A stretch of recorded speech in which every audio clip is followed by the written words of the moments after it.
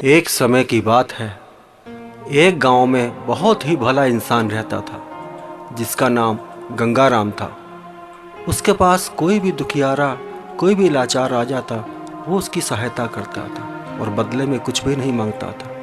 कुछ समय पश्चात गंगाराम की मृत्यु हो जाती है और गंगाराम के परिवार वाले उसकी अर्थी को शमशान लेकर जा रहे थे। तभी अचानक एक सेठ आता है और गंगाराम के पैरों को पकड़ लेता है। वो कहता है, मैं इस अर्थी को शमशान नहीं जाने दूंगा। लोग बोलते हैं, अरे ऐसी क्या बात है भाई, तुम क्यों नहीं जाने दोगे शमशान? बोला, नहीं नहीं, मैं इस अर्थी को शमशान इसलिए नहीं जाने दूंगा कि इसने मेरे 2 लाख रुपए लेने हैं। मैंने इसको 2 लाख रुपए कर्जा दिया था। जब तक मेरा 2 लाख रुपए नहीं मिल जाता मैं इसको नहीं जाने दूंगा। सभी लोग तमाशा देख रहे थे। तभी तीनों बेटे आगे आए और आकर उस सेठ से बोले, देखिए सेठ जी, ये पैसा तो हमारे पिताजी ने लिया था और पिताजी तो अब चल बसे, अब हम कहाँ से पैसा देंगे? भाई पिताजी का कर्जा पिताजी जाने, हम क्यों दें उनका कर्जा? और वैसे भी पिताजी तो रहे नहीं, आपको अगर कर्जा चाहिए तो जाओ ले जाओ उनकी अर्थी। पूरा गांव ये बात सुनकर उन तीनों बेटों के ऊपर थू थू करने लगा, तरह तरह की बातें बनाने लगा। कैसे बेटे हैं? तीनों बेटों ने कर्जा देने से साफ मना कर दिया और कहा, हम नहीं देंगे कर्जा, जाओ जो तुमने करना है कर लो। तभी गंगाराम के भाइयों ने भी कह दिया, भाई जब बेटे ही कर्जा नहीं दे रहे तो हम क्यों देंगे कर्जा?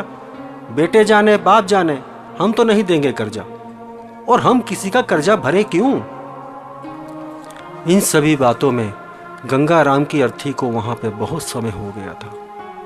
तभी ये बात उसकी बेटी को पता चली और वो अंदर से रोती रोती आई और उसने सेठ के पैर पकड़ लिए और आते ही उसने अपने जेवर और कुछ पैसे थे जो सेठ के चरणों में रख दिए और रोती रोती बोली, हे सेठ जी, मेरे पास ये कुछ जेवर और कुछ पैसे हैं, इन्हें आप रख लीजिए, कृपया करके मेरी पिताजी की अर्थी को जाने दीजिए, जाने दीजिए, जाने दीजिए। और अगर तब भी आपका कर्जा पूरा नहीं होता तो सेठ जी, मैं आपके जीवन भर घर में काम करूंगी। जब आपका कर्जा खत्म हो जाएगा आप मुझे अपने घर से निकाल दीजिएगा, पर मेरे पिताजी की अर्थी को जाने दीजिए। मैं आपके आगे हाथ जोड़ती हूँ। वो रोने लगी, रो रो के बार बार गुहार करने लगी कि जो भी आपका लेन देन है मैं दूंगी, मेरे भाई नहीं देंगे, मेरे चाचा नहीं देंगे, मैं दूंगी, मेरे पिताजी की अर्थी को जाने दीजिए सेठ जी, जाने दीजिए। और ये सब देखकर उस सेठ की आंखों में आंसू आ गए और वो उस बेटी से बोला, देखो बेटी, बात ऐसी है कि मैंने तुम्हारे पिताजी से यानी गंगाराम जी से मैंने पैसे लेने नहीं बल्कि देने थे, लेकिन मैं जब पैसे लौटाने आया तो मुझे पता चला कि तुम्हारे पिताजी का देहांत हो गया। मैं बहुत असमंजस में रह गया कि अब मैं क्या करूं, मैं किसको पैसा दूं, कौन है इसका असली हकदार? तो बेटी, इसलिए मैंने ये सब पड़पंच किया, ये सब जानबूझकर मैंने किया, और इसलिए किया कि पता लगे तो सही कि गंगाराम से कौन कितना प्यार करता है, कौन उसका सम्मान करता है।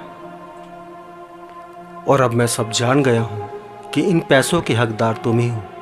तुम ही अपने पिताजी से बहुत प्यार करती हो। तुम्हारे तीनों भाई, तुम्हारे चाचा, तुम्हारे चाची सब दिखावा करते हैं, और आज हमें पता चला कि एक बेटी ही है जो हमेशा अपने माँ बाप से सच्चा प्यार करती है। वो कभी भी उन्हें दुखी नहीं देख सकती। बेटे तो फिर भी छोड़ दें अपने माँ बाप को, लेकिन बेटियाँ कभी नहीं छोड़ती। भगवान करे तुम जैसी बेटी हर घर में हो, हर घर में हो, हर घर में हो बेटी, जा सुखी रहे। ये सब बातें सुनकर उनके तीनों भाइयों का सिर शर्म से नीचे हो गया। चाचा चाची की आंखें नीची हो गई। पूरे गांव वाले देख रहे थे और बेटी के नाम की जय जयकार कर रहे थे और यही कह रहे थे कि बेटियां तो अपनी हैं, बेटियां तो अपनी हैं, बेटे पर आए हैं, बेटे पर आए हैं। बेटियां क्यों पर